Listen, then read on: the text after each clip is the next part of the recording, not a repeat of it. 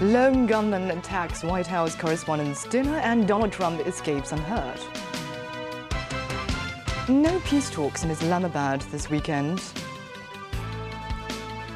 And Pediatrician testifies at medical council hearing over newborn injury complaint.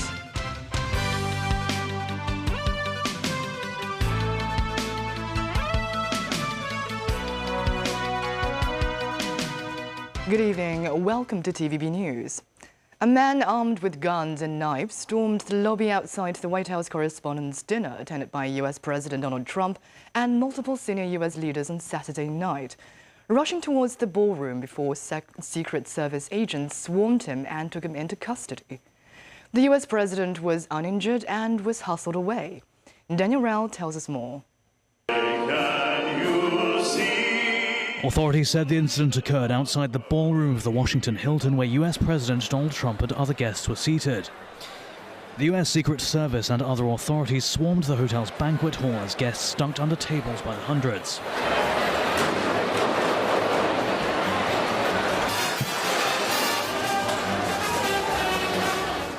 The banquet hall was immediately evacuated. Trump was escorted off stage. He was later reported uninjured, as were all other officials evacuated by the US Secret Service. A law enforcement officer was shot in the bullet-resistant vest, but is believed to be in stable condition. The shooting suspect, identified as 31-year-old Cole Thomas Allen of Torrance, California, was swarmed by Secret Service agents and taken into custody. Officials told reporters after the incident Allen was armed with a shotgun, a handgun, and multiple knives. An Associated Press journalist gave an eyewitness account of the incident. So sudden the dinner had just started. President and First Lady had just been brought into the room. A few minutes later, people were just in their first course. And there was some sort of loud commotion. Secret Service came running up. They immediately pulled the President and First Lady and Carolyn Leavitt, who were on the dais. They pulled them to safety. And then everybody was laying on the ground. We were all the journalists, all the guests, all the dignitaries were on the ground. Slowly, Secret Service appeared to be clearing the room, looking. It's unclear exactly what happened, but I saw slowly, we saw Marco Rubio, Stephen Miller and his wife, Katie Miller, get pulled out. We also saw Scott Bessent and Energy Secretary Chris Wright also being moved to safety very quickly. Secret Service moved very, very quickly. The interim police chief for Washington, D.C.'s Metropolitan Police Department, Jeffrey Carroll, said investigators believe the suspect was staying in the hotel, and that appears to be how he was able to enter the hotel at the time of the event. The hotel was closed to the public beginning at 2 p.m. Saturday in anticipation of the dinner, which began at 8 p.m. Access to the hotel was restricted to hotel guests, people with tickets to the dinner itself, an invitation to one of the receptions that are held at the hotel before or after the dinner, or documents from the White House Correspondents Association indicating affiliation with the dinner. Security camera footage released by Trump to social media shortly after the incident shows the gunman running past security officers who appear to be disassembling metal detectors. Daniel Rao, TVB News. President Donald Trump called the gunman a very sick person, and U.S. Attorney Jeanine Pirro confirmed the suspect is facing 2 charges, stressing there will be more charges to come. Gloria Feng has more. President Donald Trump addressed the media at the White House after he, the First Lady, and senior U.S. leaders were evacuated from the annual dinner of White House correspondents on Saturday night. The suspect is Cole Thomas Allen, and Trump mentioned he was from California. The man has been captured. They're going to his apartment. I guess he lives in California. And he's a sick person, a very sick person. And we don't want things like this to happen. Trump said the suspect was stopped by the Secret Service, but not before one officer, who was wearing a bulletproof vest, was shot. It was, in one way, a very beautiful thing to see a man charge a security checkpoint armed with multiple weapons. And he was taken down by some very brave members of Secret Service. One officer was shot, but saved by the fact that he was wearing obviously a very good bulletproof vest. He was shot from very close distance with a very powerful gun. And the vest did the job. I just spoke to the officer, and he's doing great. He's in great shape. The president says he wanted to continue the dinner until law enforcement told him otherwise, and insisted it will be hosted again under safer circumstances. U.S. Attorney Jeanine Pirro says the suspect is being charged preliminarily with 2 counts related to using a firearm and assaulting an officer with a dangerous weapon. More charges are expected. Right now, the defendant is being charged with 2 counts, 924C, using a firearm during a crime of violence, and a second crime under 111, which is assault on a federal officer using a dangerous weapon. Now, as you all know, there was an individual, a uniformed Secret Service officer, who was shot. Unfortunately, he is doing all right and he will be fine. But it is clear, based upon what we know so far, that this individual was intent on doing as much harm and as much damage as he could. And thankfully, because of the checkpoint right outside the ballroom, where thousands of people were situated to hear the President of the United States, because that checkpoint worked, there was no one who was injured when it was clear where this defendant was going. Pirro says the suspect will be arraigned on Monday in federal district court. Gloria Fung, TVB News. U.S. President Donald Trump said he told his top envoys Steve Witkoff and Jared Kushner not to travel to Pakistan to negotiate with Iran. This comes as Iranian Foreign Minister Abbas Araghchi left Pakistan for Oman after holding talks with Islamabad's senior officials. Elsewhere, tensions persisted along the Israel-Lebanon border as the fragile ceasefire remains in place. Daniel Rao has more. US President Donald Trump said he told his top envoys Steve Witkoff and Jared Kushner not to travel to Pakistan to negotiate with Iran. This as they weren't meeting with the leader of the country. Iranian Foreign Minister Abbas Araghchi left Pakistan on Saturday evening. Trump said the US will deal by telephone and Iran can call anytime they want, before adding Washington has all the cards. They are fighting with each other. There's tremendous infighting. They're probably fighting for leadership. In many cases, I think they're fighting not to be the leader because we knocked out 2 levels of leaders. But I'll deal with whoever we have to. But there's no reason to wait 2 days, have people traveling for 16, 17 hours. And we're not doing it that way. We'll do it when they want. They can call me. We have all the cards. We've won everything. We have all the cards. Amid the stalled negotiations with Iran, Trump said the Iranians sent over a new peace proposal, but that it could have been better and he rejected it. The US president wouldn't offer specifics about what was in the latest proposal, other than saying they offered a lot. He stressed that one of his conditions is that Iran will not have a nuclear weapon. Meanwhile, Iran's President Masoud Pezeshkian said his country won't negotiate while the US imposes a blockade on its ports. Pezeshkian told Pakistani Prime Minister Shehbaz Sharif the US should first remove operational obstacles, including the blockade, to allow a new round of negotiations. Elsewhere, tensions persisted along the Israel-Lebanon border as the fragile ceasefire remains in place. However, the Israeli army continues to level neighborhoods in towns and villages near the Lebanese-Israeli border, claiming it is only targeting buildings used by Hezbollah. Supporters of Hezbollah held a protest in Beirut against negotiations with Israel amid ongoing strikes. Dozens of people gathered Saturday next to a damaged building in Hadat in Beirut's southern suburbs to support Hezbollah fighting in South Lebanon. Chanting slogans in support of Hezbollah and against Israel and the US, they waved Hezbollah, Palestinian and Iranian flags and held posters of people killed in Israeli airstrikes on Beirut and its suburbs. Darrell, TV News.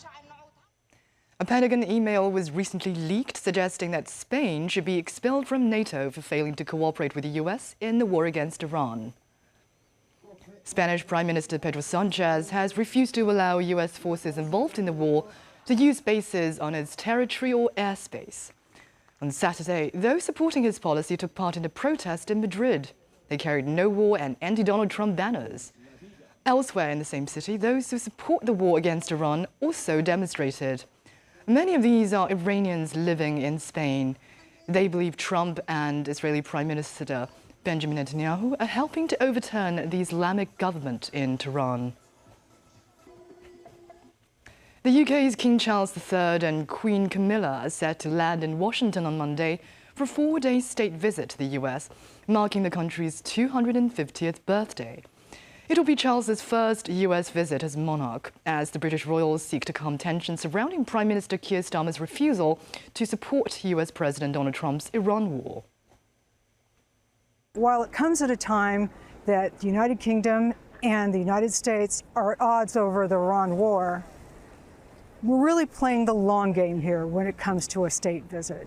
Presidents come and go, prime ministers come and go, but the British royals remain, and they are a symbol of the enduring stability of what's known as the special relationship. A state visit is about those feel-good things. It's not about the policy of the day. The royals only have to worry about making a good impression. And President Donald Trump has made it really clear that he absolutely loves the royal family. Sources say the King and Queen are expected to undertake a program of events, including a private tea with the Trumps, a state dinner, a speech to the US Congress, as well as visits to New York and Virginia. A formal arrival ceremony will be held on the South Lawn of the White House on Tuesday, with brass bands playing the national anthems of both countries. And still ahead, government ready to use new method to control mosquitoes in face of dengue fever.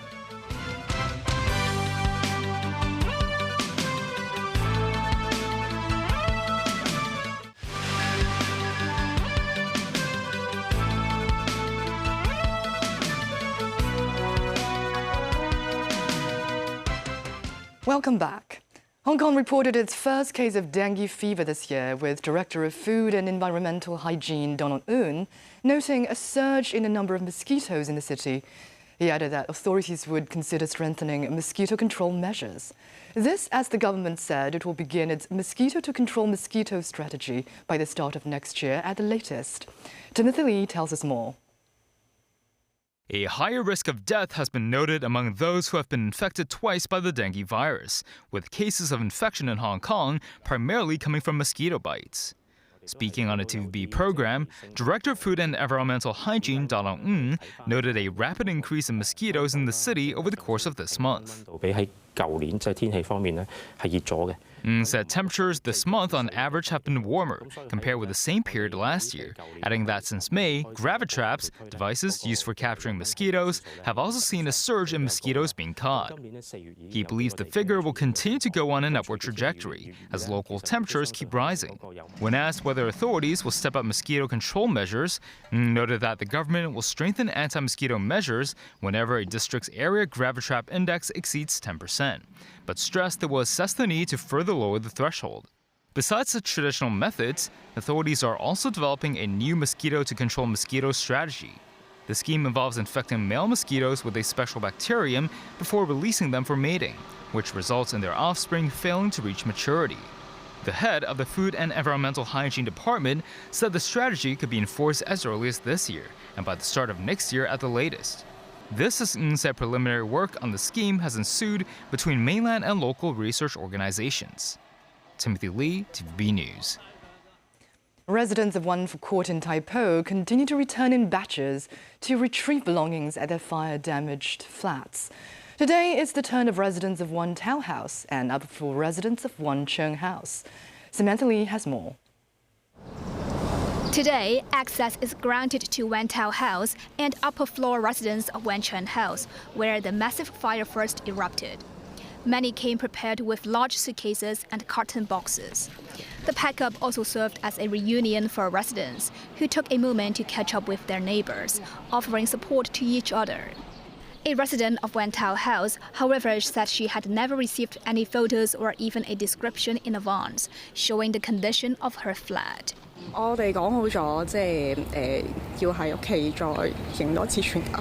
Having no idea what it was like inside her apartment, Ms. Poon described the experience of going back as being like opening a blind box. Fortunately, she was relieved to find her home mostly intact.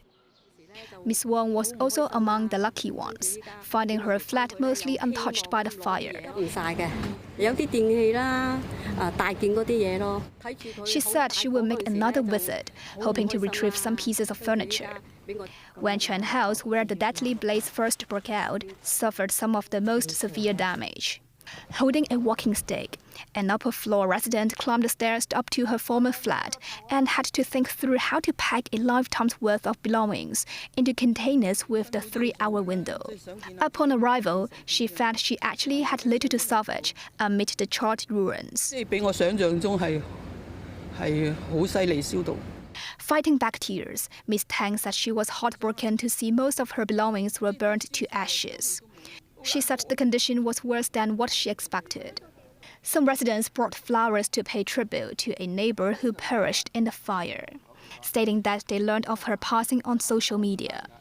On Wednesday, access will be arranged for residents of Wan Tai House and Wan Kin House, while Wan Tao House and Wan Chuan House residents will be granted access until Tuesday.